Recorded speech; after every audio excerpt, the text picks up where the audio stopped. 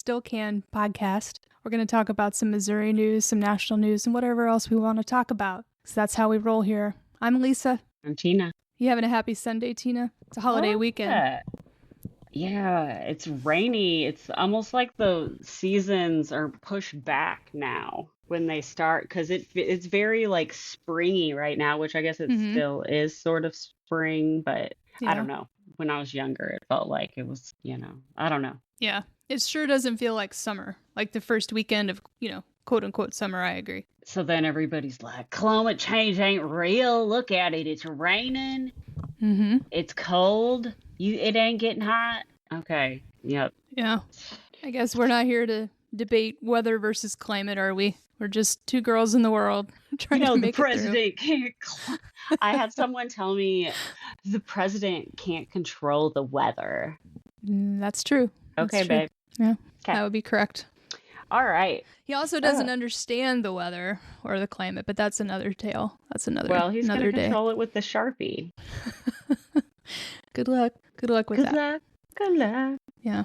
All right. So we have some Patriot pussies running around Kansas City with their masks because they won't show their face because, well, you know what? I was thinking as protesters, some people wear masks for that because they don't want their jobs to see them. So yeah, but I don't, yeah, I mean, so I guess it's hypocritical to judge them on the masks, but I don't know. I guess they have every right to do it too. Well, ironically, free speech and all, they do have a right to show up and act like jackasses as long as they don't, hurt anybody else. I do. Yes, you're correct. But I want to read to you because I had to look into it a lot about the Patriot Front, which is what those Patriot pussies are. That's what I call them. Sorry. Because they all wear matching outfits. It's kind of weird. Yeah. And then they all, for people that bitch about people being disrespectful to the fucking flag, I have never seen them hold an actual normal fucking American flag. On that note, it feels like that population of folks tend to commit a lot of poor flag etiquette practices, Like, you're not supposed to make clothes out of the image of the flag. You're not supposed to do, there's a lot of things they do.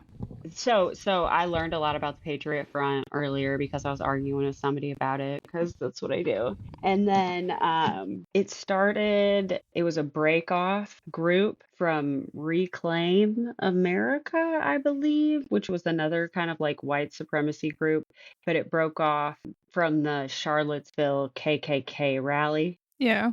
And so they went and formed this other one called Patriot Front. Very brown shirt vibes, that kind of deal. These guys like buy these gyms and stuff, outdoor militia, and like train. Okay. So the shit is kind of scary. So they're not your average like gravy seal type of dude. No, actually, I think a lot of them are military affiliated. Which is terrifying. That is terrifying. So there's a lot of them in Arkansas too. Terrifying. I was looking at the Patriot Front website, like the official website, and to look at their manifesto, So technically it says there's a lot on there and it's all like fucked up. But it says, those of foreign birth may occupy civil status within the lands occupied by the state, and they may even be dutiful citizens, yet they may not be American. Membership within the American nation is inherited through blood, not ink. Even those born in America may yet be foreign. Nationhood cannot be bestowed upon those who are not the founding stock of our people, and those who do not share the common spirit that permeates our greater civilization and the European diaspora. Is that how you say that word? Not sure. So you have to be European to be a real American? Is that what these douchebags are saying? And so then it has like these, our nation is European in racial character, and thus all Americans, either native or naturalized, are members of the European race. What the fuck does that sound like? Yeah, not much of a stretch, is it, Tina? Well, there they were in the back of the U-Haul. Why do they? That's like gay as fuck. You know they're doing some gay ass shit back there. She says allegedly. No, I don't. There's like 30 dudes in the back of a truck. They hate on immigrants, and they're putting 30 people in the back of a fucking U-Haul. Come get them, ICE. Come get them. They are ICE. Oh my God. This is like full circle. Allegedly. Well, that way they could show up. They could show up in a vehicle that they rented, that they can't trace the plates back to them, I guess. And so the thing with the Patriot Front people, I do not think that all Republicans or GOP or conservatives are that. I think that group is an extremist group. I think that it feels awfully comfortable right now to show itself. And it has over the past probably 10 years. But one side denounces it and one side does not openly denounce that. Okay. Right. So like if a party is not like, oh my God, for one, a lot of their ideal, like a lot of they find a home over there. They're not ostracized out of that group completely. Right. Like they'll say blanket statements like, I don't condemn white supremacy, but there's some good people on both sides. Yeah. So they were in Kansas City, but I actually saw quite a bit of the video from people heckling them. Yeah. So they were not out there for very long, like long enough to film some promo, but with their little white pantyhose on their faces. That's so cute. That's so adorable. Oh my God. Matching. They're all matching. They are so matching. I wonder if they have to get their own little uniform or if they get it's tailored by dad. They come in and get their measurements taken and get their outfit tailored. So cute. Yeah. Their underwear. You know what I saw once? Because I'm old. I was at a Foo Fighters concert in Kansas City back in the day. And those crazies from the Westboro Baptist Church were there holding up their signs and yelling their stuff. I've been to concerts where Westboro people have been there. Well, and then all of a sudden here comes this big truck and the Foo Fighters, guys in the Foo Fighters were in the back of the truck and they were rickrolling the protesters. It was so funny. And they just went by and it was great. So they just took, this ugly thing and they just made them the butt of their joke, which we should do more often. Yeah, but I feel like you punch a Nazi, right. Yeah. And I don't know. It's wild. I would just go and trip them, I don't know. I feel like you could do something. I mean, it feels like there was a time in our society where that person, those guys wouldn't be able to show up in their lives and somebody would pull them aside and be like, the hell are you doing? You get your act together. How can you embarrass us by going out and acting that way? You knock that shit off right now. Act like you got some sense, hypothetically. But no, it's just, maybe their families don't know. I don't know. Or maybe that's how they got that way. Are you saying some of the Nazis don't fall far from the Nazi tree? Dun dun dun. No, you're right. I don't. Oh, kind of like Elon. Yeah. And all them white South Africans that had to come here because of the genocide. Well, and the thing with Elon is that historically those that were paying attention kind of thought that he hated everything about his dad, hated his dad, and then for him to just start acting this way, and doing things that you would, if you didn't know any better, you'd think maybe his dad would be more likely to do. It's very disappointing. To say the least. That he got super ate up. I don't know, man. Something happened. He went through some shit, and now he's turned into a supervillain. But maybe he can be redeemed. Maybe it's not the end of his story. Who knows? He should go try again on Mars. Bye. Good luck, pal. Bye. So this weekend, I saw that Trump spoke at West Point, right? At their graduation, and it didn't go super well. It didn't go well at all. Here he is, in front of this graduating Yeah, these are high achieving, impressive, the cream of the crop when it comes to our military future leadership. And this guy shows up and starts talking about like trophy wives and stuff. It was just cringeworthy and embarrassing. And like in any other time in our country, it would have been so appalling that like he would have been forced to step down. And before the end of the day, the vice president would have been like, president of the United States, and it wouldn't have been allowed to stand. But here we are. Well, and then upside down world. Doesn't the president or the speaker customarily stay there and like shake everybody's hand? And he just like was like, peace. He pieced out to his golf cart. Yeah. I mean, those are again, these are young people that are going to be the future of our country, and it's just embarrassing. They deserved way more than what they got from their speaker. And then the next thing he did was he was answering some questions from a reporter, and he just kind of went off the edge again like he often does. But this time he was talking about he's in a beef right now with Harvard, right? Because they're not jumping, asking how high when he says jump, and good for them. But he said that way too many of their students were foreign students, and that needed to be looked into. They needed to find out the information about these students. And he stopped. He said they could not have any more, they could not accept international students anymore. And they were like, they immediately filed a lawsuit, and the judge immediately, was it like an injunction? And what did they put online for free as a course? How the government works and how to spot like a dictatorship.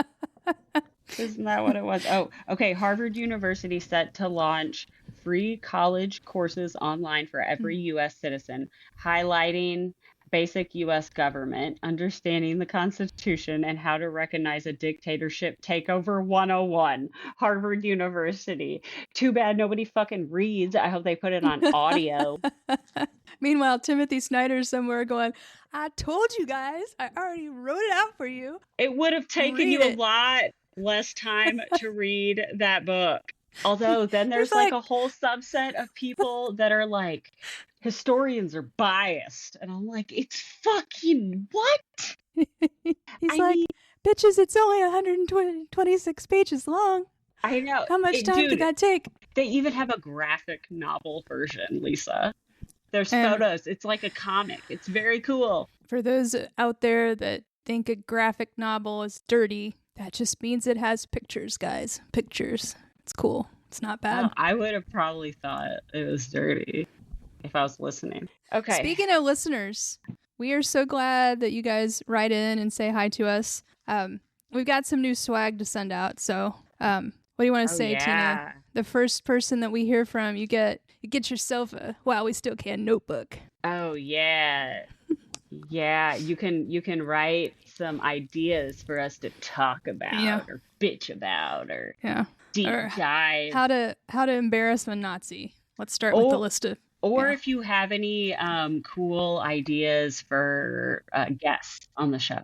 Oh yeah, we always like that. That'd be a good one. Mm-hmm.